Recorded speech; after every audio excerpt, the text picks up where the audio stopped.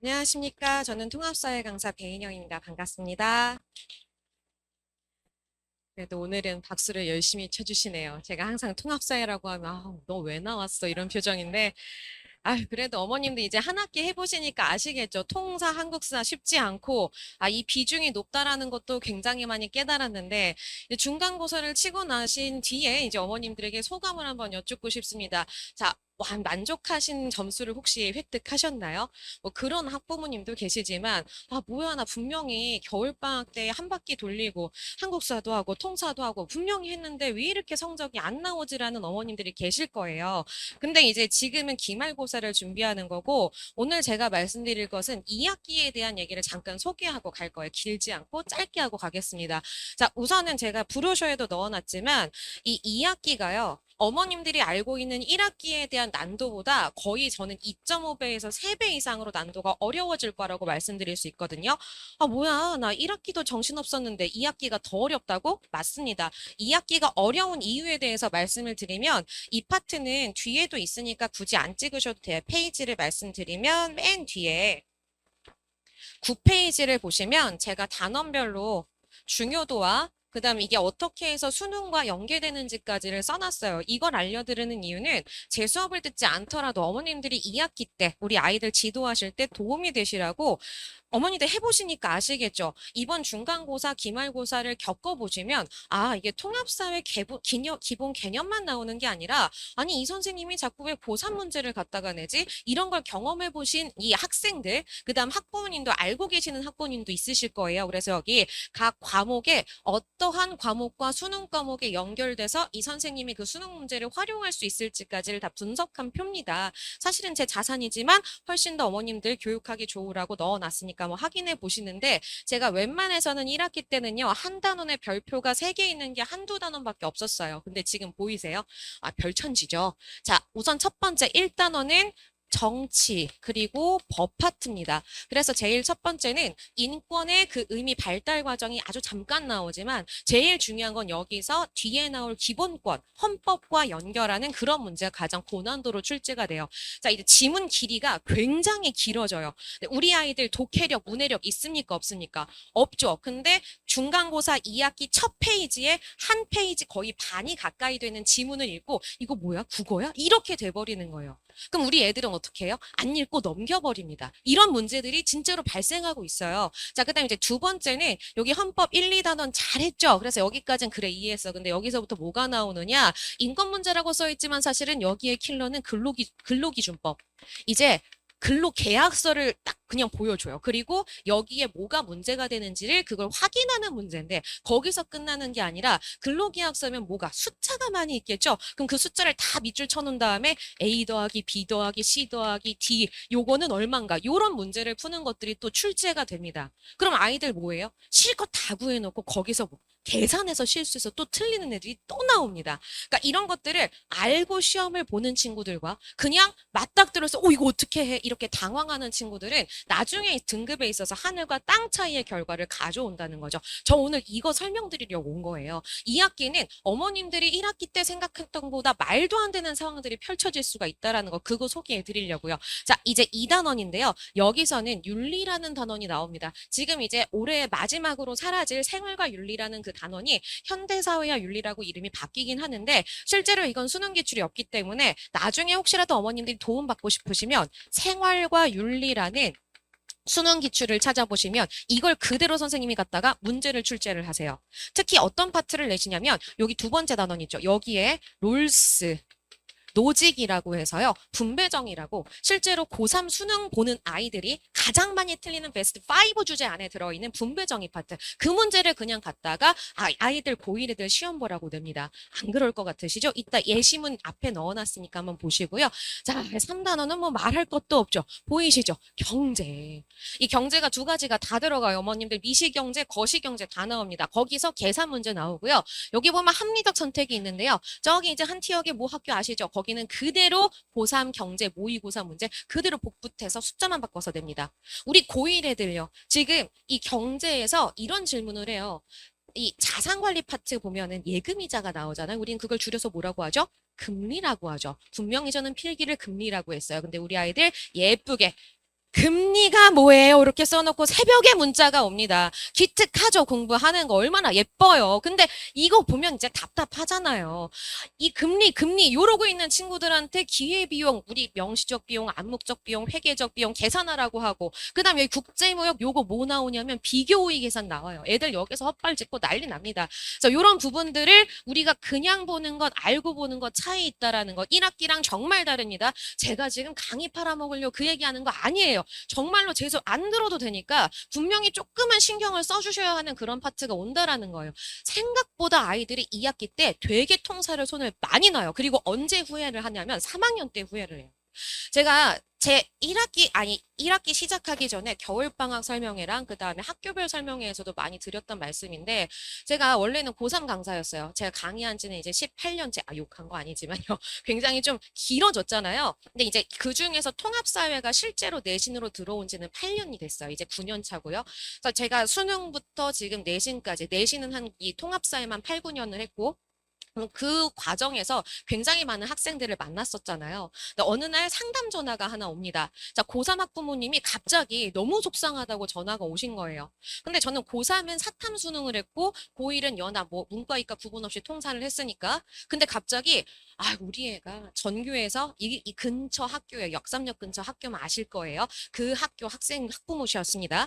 전교 2등에서 뭐 3등까지 왔다 갔다 하는 친구래요. 요 정도 성적이 그 학교면 사실은 뭐 수시 넣었을 때 서울 안에 있는 서울권 이제 가능해요. 근데 자꾸 이제 상담소장님을 만나서 가는데 계속해서 고 2학년, 3학년 때 성적은 괜찮은데 고1 때 성적이 자꾸 발목을 잡네요. 그 얘기를 계속 하는 거예요. 그래서 고1 때 어떤 문제가 있었냐 했더니 이 아이가 이과머리라 뭘 넣냐? 이 통사를 놓은 거예요. 그래서 그때는 지금은 우리가 5등급 체제지만 그때는 9등급 체제에서 이 친구가 거기서 통사를 6등급을 맞은 거죠. 근데 이게 자꾸 발목을 끌고 내려가거든요. 어머님 알고 계시죠? 우리 지금 이 촬영이 어디까지 되는지는 모르겠는데, 자, 우리 국어, 영어, 수학 각각 일주일에 몇 단위 배운다고 듣고 계셨죠? 일주일에 4단이에요. 그 곱하기 2에서 8단위가 1년에 들어가죠? 자, 통사 몇 단이에요? 이것도 4단이에요. 그러면 지금 국영수 등급과 똑같은 단위에서 등급이 미끄러지니까 나중에 수시 지원할 때 유리분리 굉장히 불리해진다라는 겁니다. 그러면서 그래서 이제 인서울권이 아니라 지방대에 수시만 계속 물어보고 있으니 너무 속상하다고 얘기하는데, 문제는 저는 고3 사탐 강사에다가 고1 통사 강사인데 지금 이과 의대 준비하는 애한테 도와드릴 수 있는 게 없잖아요. 그래서 어머님 근데 너무 속상하긴 한데 제가 지금 도와드릴 수 있는 게 없는데요. 그랬더니 갑자기 한 30분을 하소연하시다가 깔깔깔깔 웃으시더니 어머 제가 그 얘기를 안 했네요. 얘는 첫째고요. 저한테는 둘째가 있는데 얘가 지금 고1이래. 근데 이 어머니들 수시 보내신 학부모님 고3 수험생 아실 거예요. 수시 시즌이 언제예요? 2학기잖아요. 그래서 이 2학기 때 고3이 우리 첫째가 이 모양이었으니 얘라도 잘 챙기자 했더니 이 동생도 언니랑 똑같은 전철을 밟고 있는 거야. 1학기 때 성적이 개판이야. 국영수는 굉장히 잘해. 과학도 잘해. 근데 사탐, 한국사 통사를 너무나 망가뜨려 놓으니 이 선생님 안 되겠어요. 우리 이 아이 2학기 때는 어떻게는 안 될까요? 그거 구제 신청하려고 상담 전화를 하신 거예요. 그러니까 어머님들이 반드시 꼭 기억하셔야 돼요. 이게 교육 과정이 한번 바뀌어버리면서 이런 정치, 윤리, 가장 어려운 파트, 경제가 2학기 때 다 쏠려버렸어요. 그럼 이런 부분들을 우리가 잘 챙길 수 있는가? 요걸 한번 생각을 하셔야 되거든요. 이거 꼭 한번 챙기셔라. 꼭 여름방학이 아니더라도 분명히 우리 아이 2학기 때 내신 챙길 때 그때 조금은 신경을 더 써주셔야 고3 때 이렇게 눈물 흘리지 않고 나중에 혹시라도 우리가 아이를 한 번 더 기회를 보실 때 안녕하세요 시대인재 재종반 배인영입니다. 이걸 안 만날 수 있게 재종반에서 우리 만나지 말으셔야 할 거 아니에요. 그죠? 그래서 이렇게 해서 신경 써주셔야 좋을 것 같다. 그나마 다행히도 4단원 같은 경우에는 조금 우리 쉬어가기 파트라서 중요도가 좀 떨어지고요. 이제 마지막 5단원 같은 경우에는 인구 파트인데 이것도 지리에서 조금 헷갈리게 나오는 인구와 자원 파트가 마지막으로 들어갑니다. 사실 1학기 때는 거의 지리가 메인 비중이었다면 이제 2학기 때는 일반 사회 파트가 메인 비중이라고 생각을 하시면 돼요. 그래서 가장 신경 써야 하는 건 바로 뭐다? 이 세 번째 단어 경제와 그리고 여기 정치와 법 요 파트 그리고 이 중에서도 여기 두 번째 다양한 정의관의 특징 여기가 제일 어렵다라는 거 요걸 한번 생각을 해주셔야 된다라는 거예요. 오늘 이 말씀 드리려고 왔어요. 그래서 어머니도 보시면 제가 이 앞 페이지에 다시 돌아가시면 각각 이 단원별로 어떤 특징을 가지고 있는지를 제가 다 써놨습니다. 그리고 그 밑에 기출문항도 이렇게 넣어놨으니까요. 오늘 한번 집에 가셔서 아이들한테 이거 한번 풀어볼래? 네가 가지고 있는 중학교 지식으로 어디 정도 풀 수 있는지를 한번 봐라. 그래서 요거는 우리가 맨날 봤던 이 기준단위 표였고요. 이 표에 대한 중요도는 말씀드렸으니까 넘어갈게요. 자, 그래서 우리가 이 1학기 등급에서 분명히 많은 손실도 있을 수 있고 속상함도 있을 수 있지만 우리는 항상 뭘 해야 되냐면 내일을 봐야 되는 사람들이에요. 제가 경제학을 되게 좋아하는 이유는 항상 거기서 합리적인 선택이라는 말이 나와요. 합리적 선택이란 최소의 비용으로 최대의 만족을 내는 거거든요. 근데 거기서 반드시 고려하지 말아야 할 비용이 있어요. 경제학 공부하신 분들은 아실 거예요. 바로 선큰 코스트, 매몰 비용이죠. 자, 어머님들 항상 기억하세요. 지나간 성적은 무슨 비용이다? 매몰 비용이다. 계속 뒤에 매여 있으면요. 앞을 못 봐요. 그러니까 우리 이제 뭘 준비할 차례? 2학기를 준비할 차례. 분명히 아이들이 그런 얘기, 엄마, 나 수시는 것 같아. 나는 수시가 아니라 정시로 가야 돼. 이런 얘기 분명히 할 거예요. 1학기 기말 등급 끝나면. 절대로 거기서 휘둘리지 마시고, 엄마, 나 정시로 갈게. 이거 무슨 소리냐? 엄마, 나 고3 때까지 놀게. 이 말이랑 똑같은 말이에요. 그러니 분명히 꼭 기억하세요. 버티는 자가 살아남습니다. 어머님들 지금 우리 아이 성적이 이 산에 중턱에 올라와 있다고 속상해 하시죠. 걱정하지 마세요. 분명히 여기서 어떠한 이유로든지 꼭 부러지는 애들이 분명히 있어요. 그럼 얘네 다 내려가고 오히려 내 자리가 1등급의 자리가 될 수 있다는 걸 잊지 마셔야 돼요. 아이들한테 꼭 얘기해 주시고 자 그래서 여기 각각 법 정치 영역에서 어려웠던 파트 그다음 요런 기출문제 집에 가서 한번 보시고요. 저는 빨리 가려고 어머님들 기다리시는 과학 들으시라고 이렇게 좀 급하게 얘기하고 있습니다. 근데 제가 하고 싶은 얘기는 다 했어요. 얼마나 어렵냐. 여기 문제 직접 집에 가서 한번 어머님들이 본인이 풀어보시면 아실 거예요. 혹시 이제 저 맨 앞에 또 맨 상단에 제 카톡 있거든요. 여기 있는 모든 문제 중에서 여기 각각 기출문항의 앞에 이 앞문장 왼쪽에 있는 번호 문장 있잖아요. 이 번호를 푸시고 답을 저한테 보내주셔서 맞추시면 제가 기프티콘 보내드리겠습니다. 정말로요. 그래서 한번 풀어보세요. 이게 직접 자기가 보시는 거랑 그 다음에 그냥 아우 뭐야 어렵대 이렇게 생각하는 거랑은 하늘과 땅 차이가 있기 때문에 그거 한번 꼭 생각을 해보시고요. 자, 그 다음에 이거는 진짜 꼭 보여드리고 싶어서 이 경제 문제 한번 보시면요. 집에 가서 이거는 꼭 한번 풀어보셨으면 좋겠어요. 경제 문제는. 보기만 해도 막 승질이 나는 그런 문제잖아요. 집에 가서 한번 꼭 풀어보시고, 이게 내가 상식으로 과연 풀 수 있는 그런 문제였을까? 한번 확인해 보시면 좋을 것 같습니다. 자, 그 다음에 이제 여기서부터는 여름방학에 대한 얘기를 할 건데, 이제 여름방학 때에는 우리 아이들의 실력을 좀 채워주는 게 좋을 것 같아요. 그래서 제가 겨울방학 때 뭘 진행했냐면, 전체 통사특강 1부터 끝까지 다 안 했어요. 무조건 저는 1만 한다고 말씀을 드렸고 그때 설명회를 들으셨던 분도 계실 거예요. 하지만 어머님들이 마음이 불안하니까 전체 통사 1과 2를 전체 다 하는 특강을 한번 보내셨을 거예요. 저는 그게 의미가 없다까지는 아니지만 도움이 별로 안 될 수도 있다라고 얘기한 게 뭐냐면 다 까먹어요.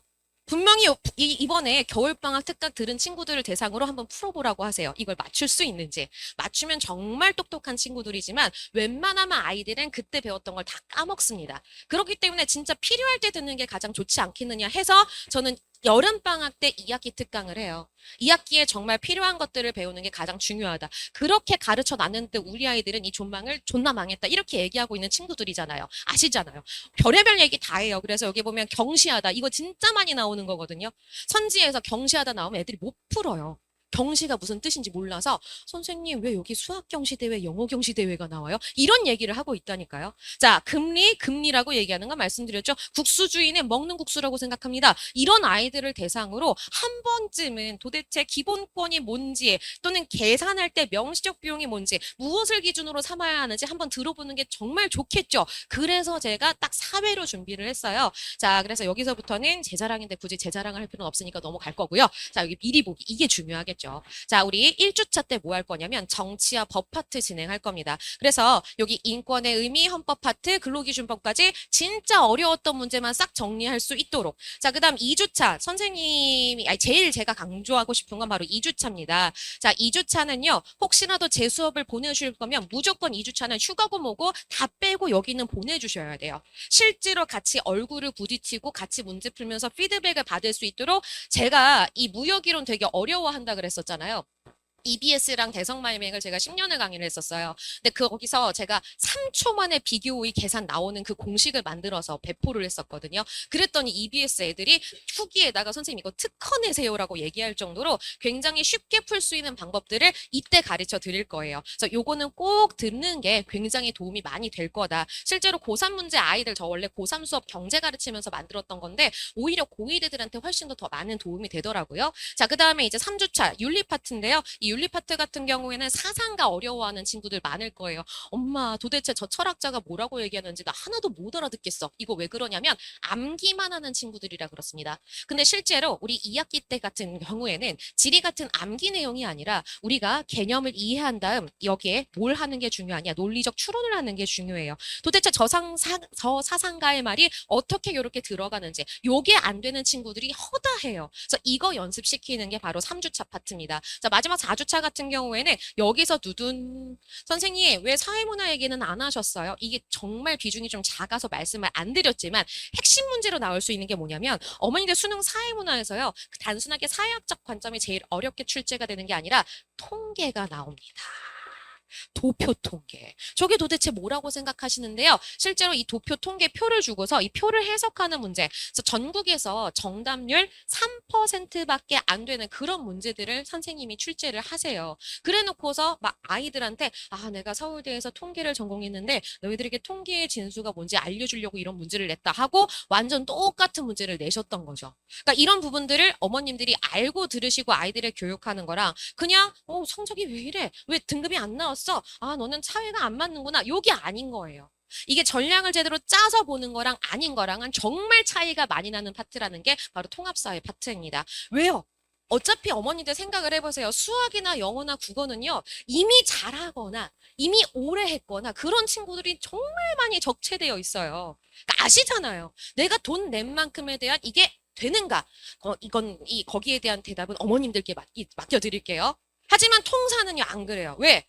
쟤도 모르지만 나도 모르고 우리 집에도 모르지만 저 집에도 모르는 상태가 바로 통합사회라는 거예요.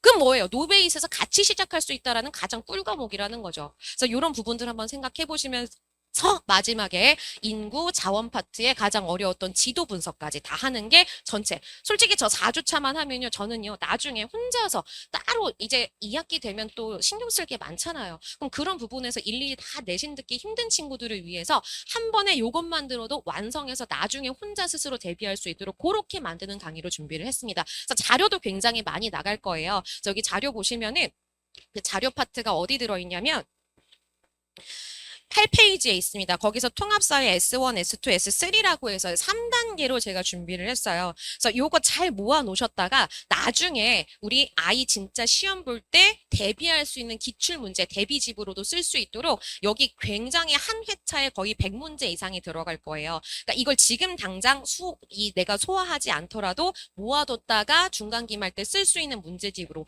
왜냐하면 저랑 내신을 안 하실 수도 있으니까. 자, 혼자서 공부할 수 있도록 하는 것들을 제가 만들어 놓을 거고요. 자, 그래서 제가 드리고 싶은 말씀은 여기까지 다 끝났어요. 사실 금방 끝났잖아요.